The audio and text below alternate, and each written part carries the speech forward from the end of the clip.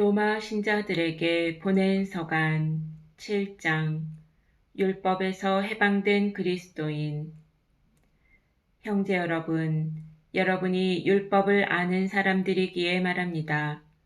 율법은 사람이 살아있는 동안에만 그 위에 군림한다는 사실을 모릅니까? 혼인한 여자는 남편이 살아있는 동안에만 율법으로 그에게 매여 있습니다. 그러나 남편이 죽으면 남편과 관련된 율법에서 풀려납니다. 그러므로 남편이 살아있는 동안에 다른 남자에게 몸을 맡기면 간통한 여자라고 불리지만 남편이 죽으면 그 율법에서 자유로워져 다른 남자에게 몸을 맡겨도 간통한 여자가 되지 않습니다.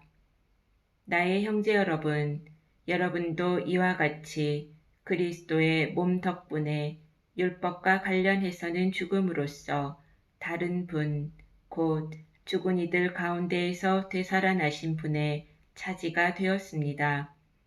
그래서 우리는 하느님을 위한 열매를 맺게 되었습니다.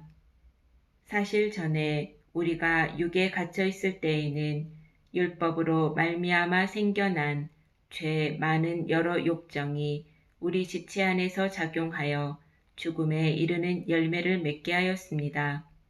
그러나 우리가 이제는 우리를 사로잡고 있던 율법과 관련해서는 죽음으로써 그것에서 벗어났습니다.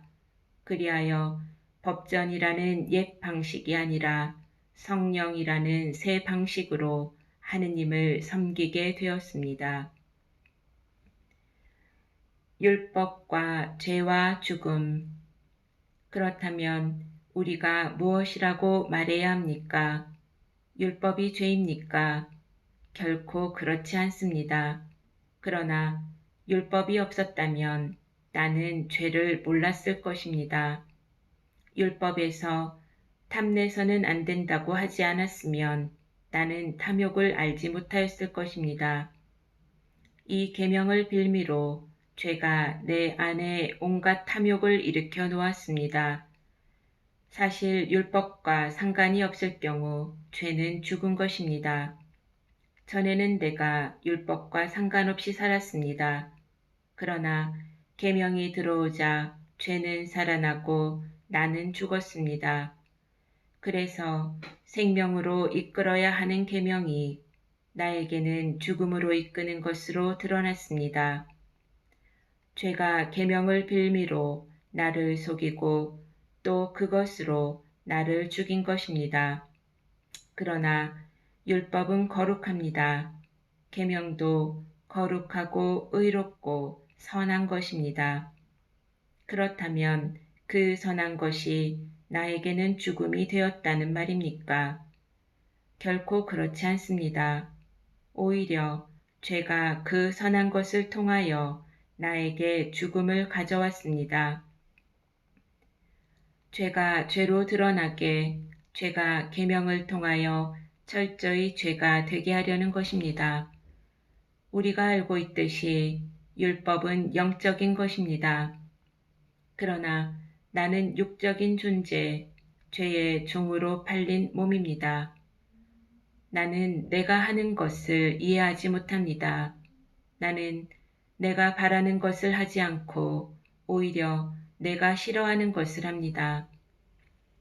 그런데 내가 바라지 않는 것을 한다면 이는 율법이 좋다는 사실을 내가 인정하는 것입니다. 그렇다면 이제 그런 일을 하는 것은 더 이상 내가 아니라 내 안에 자리 잡고 있는 죄입니다.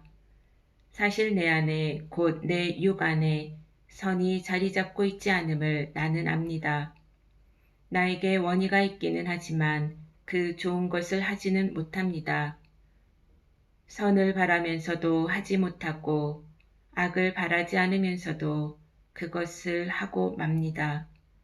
그래서 내가 바라지 않는 것을 하면 그 일을 하는 것은 더 이상 내가 아니라 내 안에 자리 잡은 죄입니다. 여기에서 나는 법칙을 발견합니다. 내가 좋은 것을 하기를 바라는데도 악이 바로 내 곁에 있다는 것입니다. 나의 내적 인간은 하느님의 법을 두고 기뻐합니다. 그러나 내 지체 안에는 다른 법이 있어 내 이성의 법과 대결하고 있음을 나는 봅니다. 그 다른 법이 나를 내 지체 안에 있는 죄의 법에 사로잡히게 합니다. 나는 과연 비참한 인간입니다. 누가 이 죽음에 빠진 몸에서 나를 구해줄 수 있습니까? 우리 주 예수 그리스도를 통하여 나를 구해주신 하느님께 감사드립니다. 이렇게 나 자신이 이성으로는 하느님의 법을 섬기지만 육으로는 죄의 법을 섬깁니다.